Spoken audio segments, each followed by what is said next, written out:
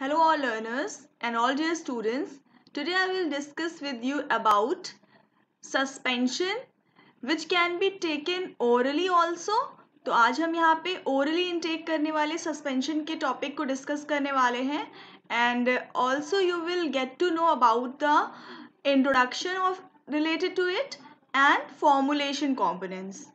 So keep watching and keep learning. So now firstly you have to know about the definition that you have already read before in previous years in pharmaceutics. So it is a short discussion. I am going to start about it. So let us have a look. So firstly you have to know about the definition related to it. तो क्या होते हैं suspension जान लेते हैं. Suspension आपके heterogeneous system होते हैं और जिसमें दो फेज होते हैं. मतलब it is a biphasic system. Biphasic मतलब इसमें दो फेज होते हैं. एक तो इंटरनल फेज होता है और एक आपका एक्सटर्नल फेज होता है. इंटरनल फेज आपका जो होता है वो होता है आपका डिस्पर्स फेज एंड इसमें मेनली आपके इनसॉल्युबल सॉलिड्स होते हैं. ठीक है. और जो आपका एक्सटर्नल फेज होता है which is your dispersed medium और इसमें आपके एक्वस ऑयली लिक्विड्स होते हैं. ठीक है. तो इस तरीके से जो आपका सिस्टम है वो आपका एक डिस्पर्स सिस्टम है. मीन्स आपका जो डिस्पर्स फेज होता है डिस्पर्स मीडियम में प्रेजेंट होता है एंड इस सिस्टम को हम एक अनस्टेबल सिस्टम कहेंगे अनटिल एंड अनलेस इसमें हम सस्पेंडिंग एजेंट नहीं ऐड करते हैं. जब हम इस सिस्टम में सस्पेंडिंग एजेंट ऐड करते हैं then your suspension become stable suspension. So it is a short information related to it. अब देख लेते हैं कि ओरल सस्पेंशन क्या होते हैं. अब जो आपके सस्पेंशन होते हैं मेनली आप ये जान लीजिए ये ओरली ही इनटेक नहीं किए जाते हैं. मेनली ये टॉपिकल प्रिपरेशंस भी बनते हैं इसके रिलेटेड. इससे रिलेटेड पैरेंटल प्रिपरेशंस भी बनते हैं. बट आज इंडस्ट्रियल फार्मेसी के सब्जेक्ट में आपको ओनली ओरली इनटेक सस्पेंशंस के बारे में पढ़ने हैं. तो you have to know about what are the advantage behind it, why we prepare oral suspension and which type of patient can intake it. तो मेनली हम सस्पेंशन जो ओरली प्रिपेयर करते हैं वो elderly patients and the children के लिए prepare करते हैं बिकॉज इस इनको ईजिली इनटेक किया जाता है और सैलो करने से रिलेटेड कोई भी प्रॉब्लम अराइज नहीं होती है. That's why we prepare oral suspensions. तो liquid form gives flexibility in dose range. तो इससे डोज रेंज में भी फ्लेक्सिबिलिटी इन्हेंस हो जाती है.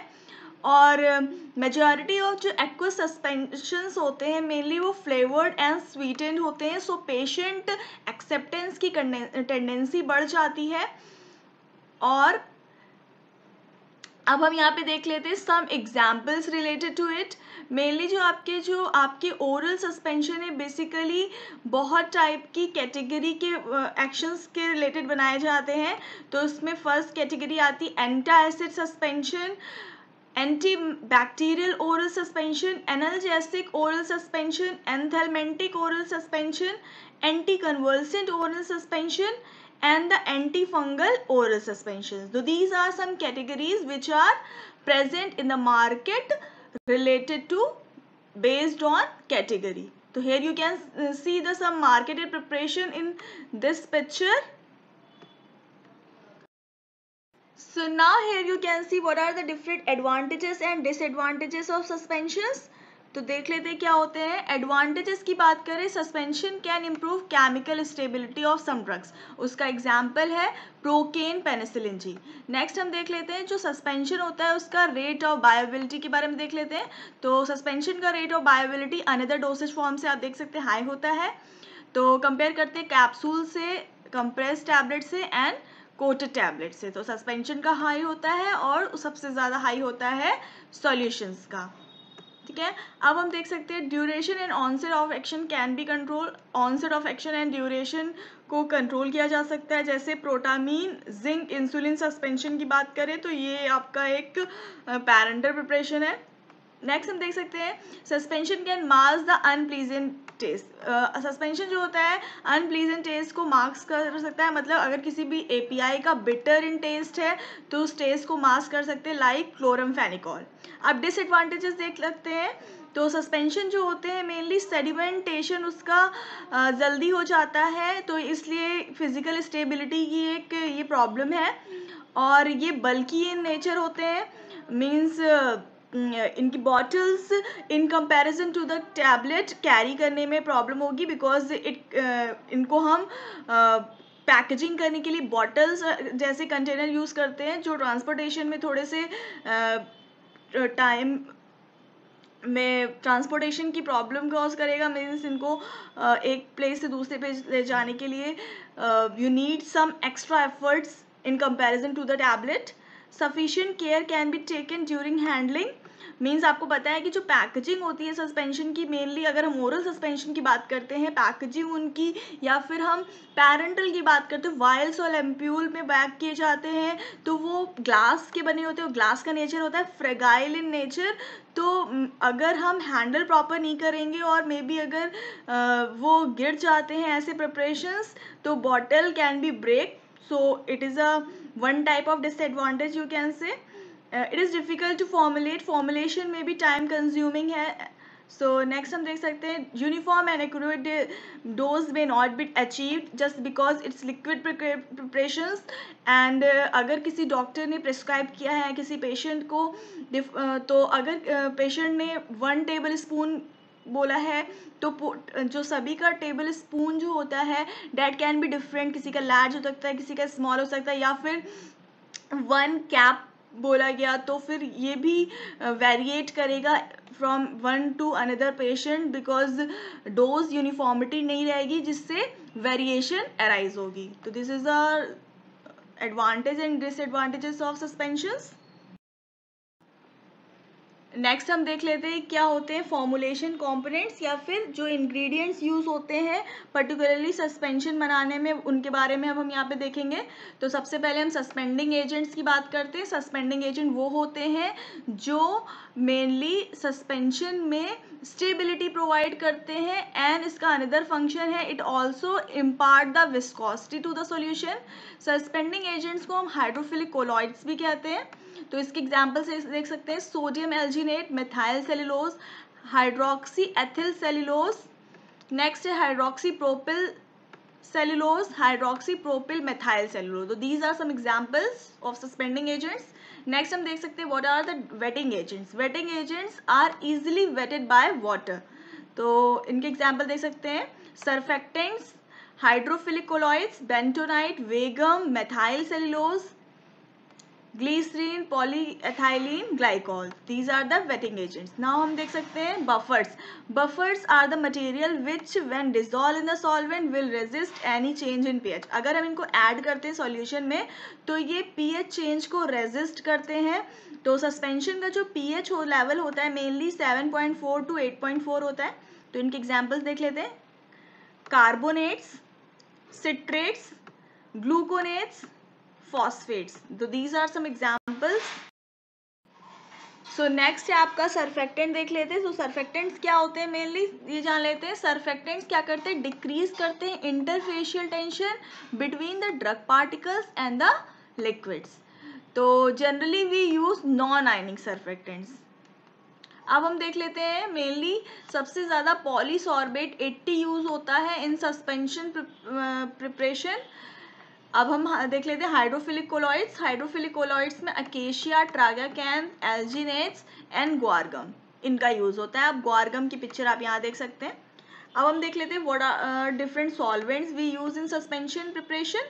पॉलीएथाइलीन glycol, propylene glycol, alcohol and glycerine. अब हम देख लेते हैं वेरियस अदर इंग्रेडिएंट्स के बारे में। तो सबसे पहले यहाँ पे है प्रिजर्वेटिव्स। तो प्रिजर्वेटिव्स ने propylene glycol, disodium EDTA, benzyl क्रोनियम chloride and benzoic acid. आपको पता ही है प्रिजर्वेटिव का यूज़ क्यों करते हैं। प्रिजर्वेटिव का यूज़ मेनली किसी भी प्रिपरेशंस की स्टेबिलिटी को इन्हांस करने के लिए, ताकि उसमें माइक्रोबियल कंटामिनेशन कॉज ना हो, इसलिए हम वेरियस टाइप ऑफ प्रिजर्वेटिव्स का यूज़ करते हैं in various type of formulations. Next हम देख सकते हैं flavouring agents and the colouring agents के बारे में। तो फ्लेवरिंग एजेंट्स मेनली इंक्रीज करते हैं पेशेंट एक्सेप्टेंस किसी भी प्रिपरेशन को।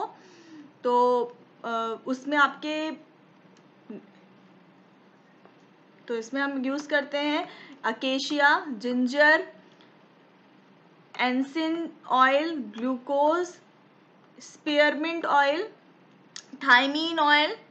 So these are some examples of the flavoring agents. Now here you can see what are the different coloring agents we use. Coloring agent, you know कि it impart the color to the preparations. तो mainly it are obtained from the natural and the synthetic sources. और color aids in identification of the product. Colour add करने से product का identification और elegance की property enhance हो जाती है, दैट यू नो ऑलरेडी. तो अब देख लेते हैं कलरिंग एजेंट्स के examples. Titanium dioxide which impart white color, brilliant blue which impart blue color, indigo carmine which impart blue color, amaranth which impart red color or the pinkish color you can say, tartrazine which impart yellow color, anidoseeds which impart yellow to orange color. So these are some coloring agents which we use for identification of the product. अब हम देख लेते हैं कि another excipients के बारे में. तो इसमें अब है फॉर्मुलेटिंग एजेंट्स. फर्स्ट है आपका स्वीटनिंग एजेंट. तो स्वीटनिंग एजेंट के example xylose, ribose, glucose and mannose. तो दीज आर स्वीटनिंग एजेंट्स. अब हम देख लेते हैं ह्यूमेक्टेंट्स. ह्यूमेक्टेंट मेनली एब्जॉर्ब करते हैं moisture and it prevent degradation of API by moisture. ठीक है, एग्जाम्पल्स देख लेते हैं. Propylene glycol and the glycerol. और जो टोटल क्वांटिटी ह्यूमेक्टेंट की होनी चाहिए mainly between 0 to 10% weight by weight होनी चाहिए. एंटीऑक्सीडेंट्स क्या होते हैं? एंटीऑक्सीडेंट्स के एग्जाम्पल्स हैं थायोग्लिसरॉल, साइटोसिन, एसिटिलसिस्टीन और tocopherol. So this is a short summary related to the formulation components. So here you can see and you can learn by the easy way. So I am ending my today's lecture here, which was part 1. In part 2 of suspension, I will discuss with you about the formulation and the packaging of suspension. So thank you so much all.